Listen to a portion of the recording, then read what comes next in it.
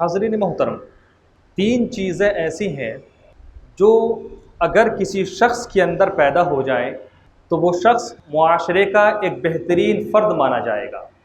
Family کا ایک بہترین ممبر مانا جائے گا۔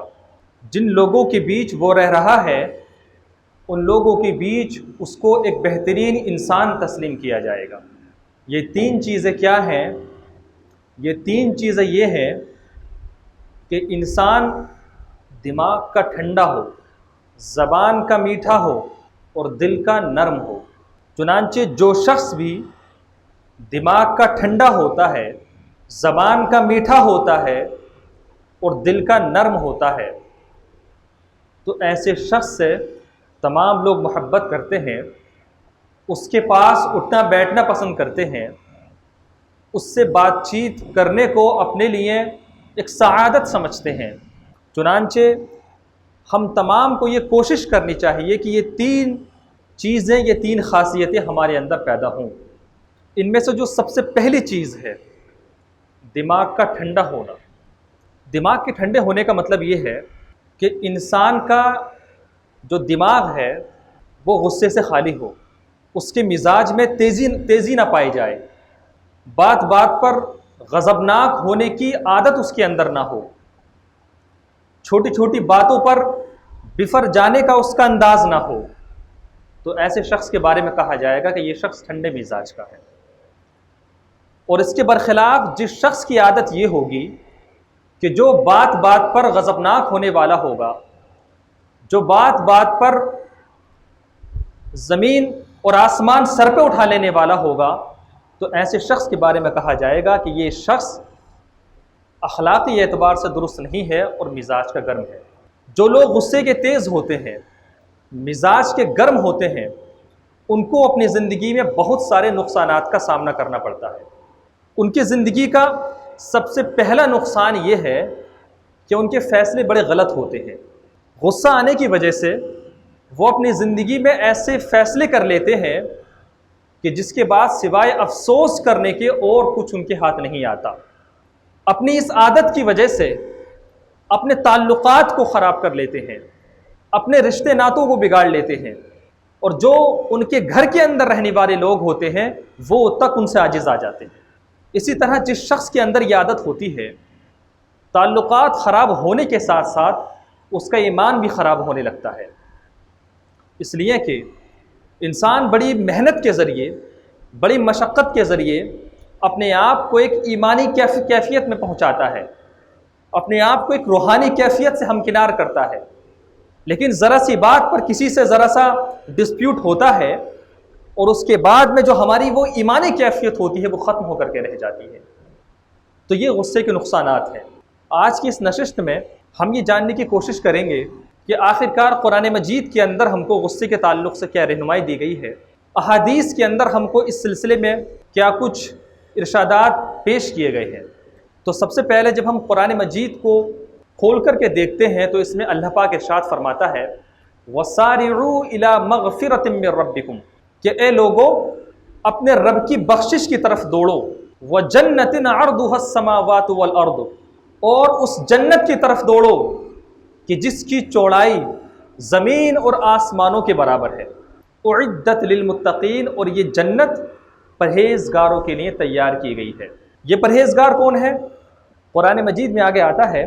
الذین ينفقون فی السراء والضراء، جو لوگ خوشحالی میں بھی اللہ کی راہ میں خرچ کرتے ہیں،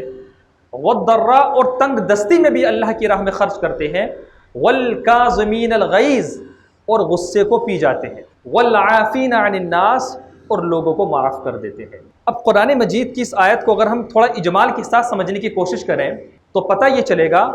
کہ اللہ رب العزت نے ایک بہت بڑی جنت تیار کی ہوئی ہے کہ جس کی صرف چوڑائی کا عالم یہ ہے کہ زمین اور تمام آسمان بھی اس کی چوڑائی کی صرف چوڑائی کے برابر ہے۔ ایسی عظیم جنت اللہ رب العزت نے اپنے ان پرہیزگار بندوں کے لیے تیار کی ہے جو کہ اللہ کی راہ میں خرچ کرتے ہیں، اور اس کے ساتھ ساتھ جب کبھی ان کی زندگی میں کوئی ناگوار صورتحال پیش آتی ہے، کوئی انپلیزنٹ سچویشن پیش آتی ہے اور ان کے دل کے اندر غصہ پیدا ہو جاتا ہے، والکاظمین الغیظ، تو ایسے موقع پر وہ اپنے غصے کو پی لیتے ہیں۔ لیکن ظاہر سی بات ہے، جب ایک ناگوار صورتحال کا سامنا ہوا اور ہمارے نفس کے اندر غصے کی کیفیت پیدا ہوئی تو ہم نے غصے پر کنٹرول کر لیا۔ کنٹرول کرنے کا مطلب یہ ہے کہ ہماری زبان سے کوئی غلط لفظ نہیں نکلا، ہمارے ہاتھوں سے کوئی غلط حرکت نہیں ہوئی، ہم نے اپنی زبان پر بھی کنٹرول رکھا، اپنے ہاتھوں پر بھی کنٹرول رکھا، لیکن اس کے باوجود وہ جو غصہ ہے وہ غصہ دل کے اندر آ کے جمع ہو جاتا ہے،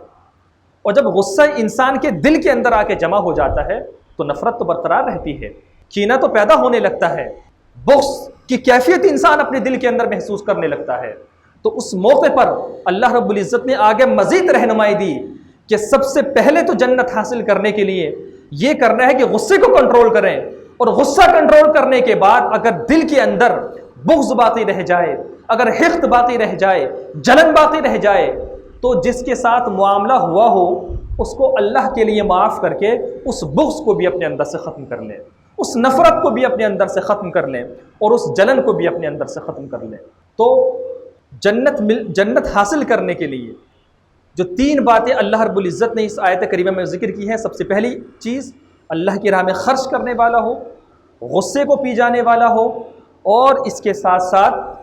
لوگوں کو معاف کر دینے والا ہو۔ آگے اللہ پاک فرماتا ہے واللہ یحب المحسنین، اور اللہ تعالیٰ بھلائی کرنے والوں کو پسند فرماتا ہے۔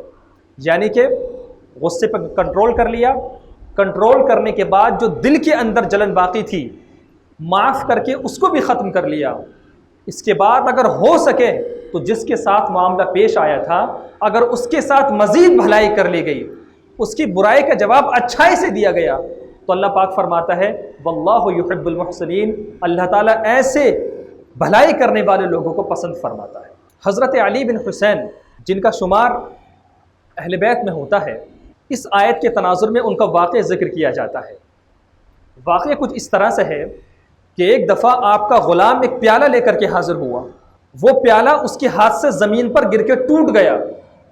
اور کچھ چیز تھی جو کہ ان کو پیش کرنی تھی وہ پیش نہیں ہو پائی۔ اب جیسے ہی پیالہ وہ زمین پہ گر کے ٹوٹا، حضرت علی بن حسین کو غصہ آ گیا، ان کے چہرے کا رنگ بدل گیا۔ اتفاق سے ان کا غلام بھی پڑھا لکھا تھا، جب اس نے دیکھا کہ حضرت کے چہرے کا رنگ بدل چکا ہے، حضرت غصے میں آ گئے ہیں، تو اس نے فوراً قرآن مجید کی وہ آیت تلاوت کی والکاظمین الغیظ، کہ اللہ تعالیٰ نے غصہ پی جانے والوں کے لیے جنت تیار کی ہے۔ حضرت علی بن حسین فرماتے ہیں کظمت غیظی، میں نے اپنے غصے کو پی لیا۔ اس کے بعد اس غلام نے آیت کا دوسرے حصے تلاوت کیا والعافین عن الناس، اللہ تعالیٰ نے لوگوں کو معاف کرنے والوں کے لیے جنت تیار کی ہے۔ آپ فرماتے ہیں قد عفوت عنک، چل میں نے تجھ کو معاف بھی کر دیا۔ اس غلام نے آیت کا اگلا حصہ تلاوت کیا واللہ یحب المحسنین، اللہ تعالیٰ بھلائی کرنے والوں کو پسند کرتا ہے۔ حضرت علی بن حسین کہتے ہیں کہ جا میں نے تجھ کو آزاد کر دی۔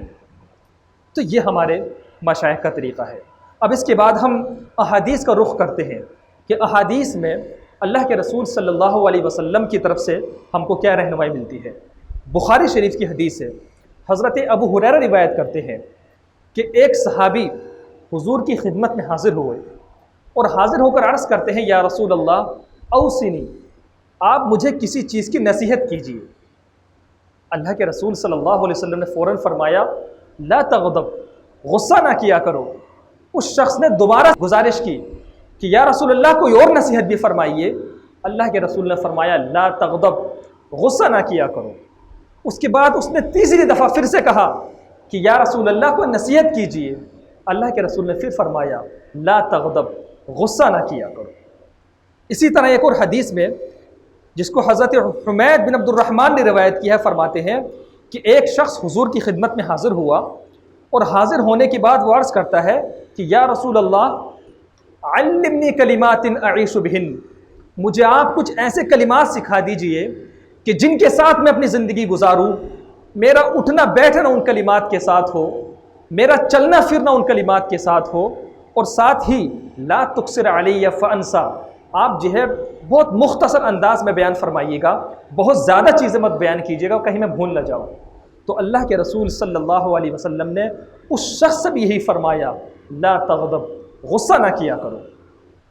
دو واقعات میں نے آپ کے سامنے پیش کیے، اور دونوں واقعات میں جب حضور علیہ الصلوۃ والسلام سے یہ نصیحت طلب کی گئی کہ یا رسول اللہ کوئی نصیحت کیجئے، تو اللہ کے رسول صلی اللہ علیہ وسلم صرف ایک نصیحت کر رہے ہیں، لا تغضب، غصہ نہ کیا کرو۔ وجہ کیا ہے؟ وجہ یہ ہے کہ غصہ بہت ساری برائیوں کی جڑ ہے۔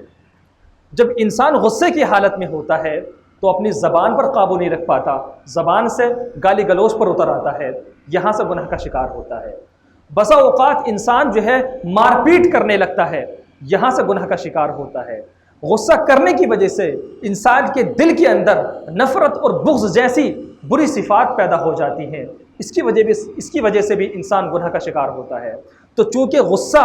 بہت ساری برائیوں کی جڑ ہے، تعلقات اس سے بگڑتے ہیں، ایمان اس سے خراب ہوتا ہے، یہاں تک کہ خود اس کی اپنی نفسیاتی کیفیت خراب ہونے لگتی ہے۔ اسی وجہ سے اللہ کے رسول صلی اللہ علیہ وسلم سے جب نصیحت طلب کی گئی تو آپ نے ایک ہی نصیحت کی، لا تغضب، غصہ نہ کیا کرو۔ اب چونکہ غصے پہ کنٹرول کرنا آسان کام نہیں ہے، ایک بڑا وقت لگتا ہے، بڑی محنت کرنی پڑتی ہے، بڑی مشقت کرنی پڑتی ہے، تب جا کے انسان کے اندر یہ کیفیت پیدا ہو پاتی ہے کہ اس کا مزاج ایک پرسکون مزاج بن جاتا ہے، بڑی محنت لگتی ہے۔ یہی وجہ ہے کہ اللہ کے رسول صلی اللہ علیہ وسلم نے ایک موقع پر فرمایا کہ لیس الشدید بالسرعہ، کہ لوگوں سنو، طاقتور وہ نہیں ہے جو کہ اکھاڑے کے اندر لوگوں کو پچھاڑ کے رکھ دے، جو کہ اکھاڑے کے اندر لوگوں کو شکست دے دے، ان کو ہرا دے،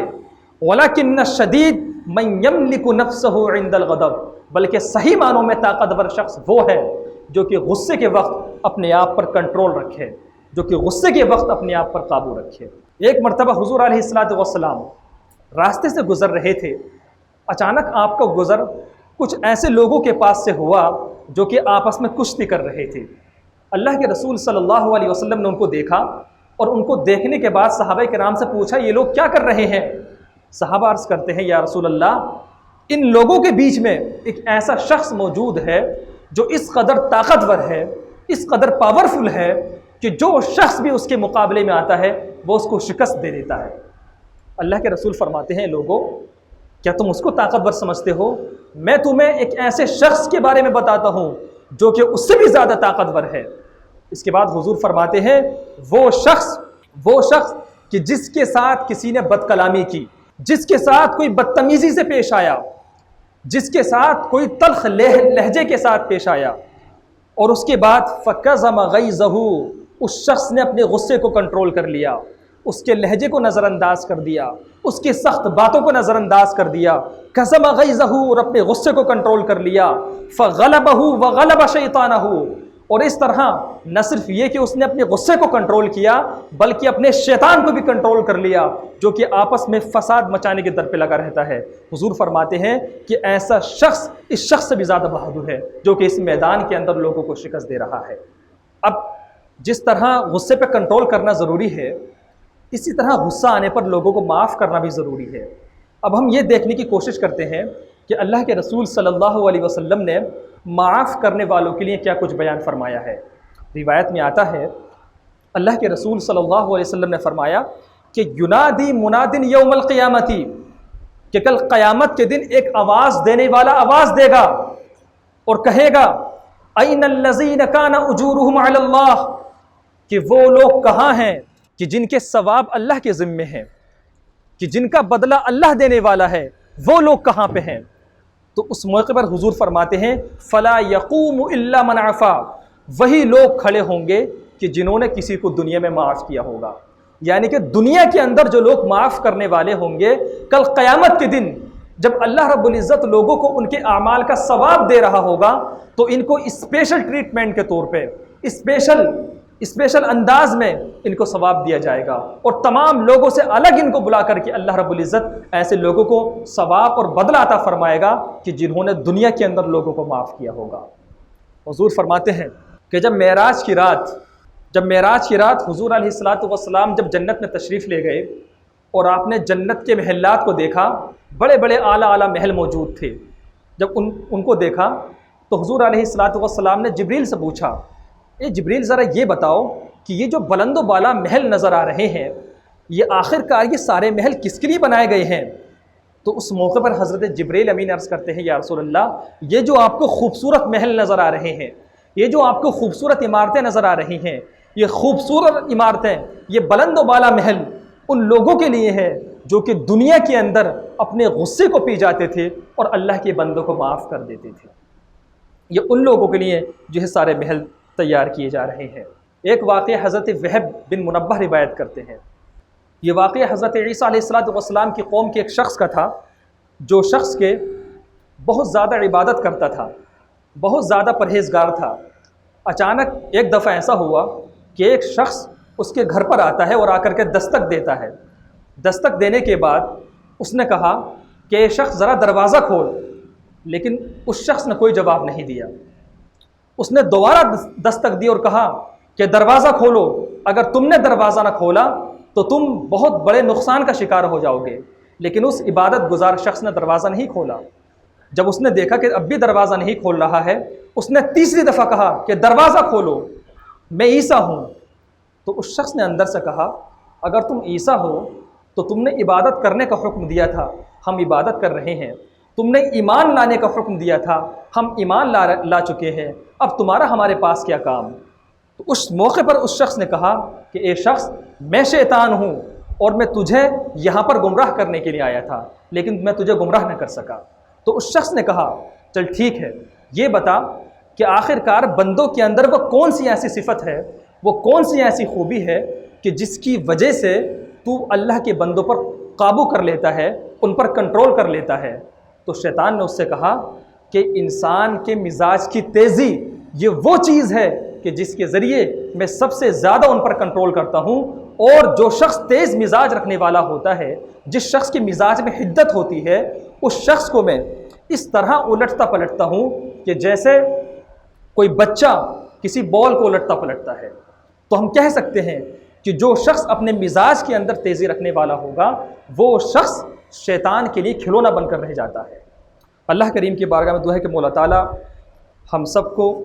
اپنے غصے پر کنٹرول کرنے کی توفیق عطا فرمائے اور ہمارے مزاج کو صالحین کے مزاج کے مطابق بنائے۔ وآخر دعوانا الحمد للہ رب العالمین۔ السلام۔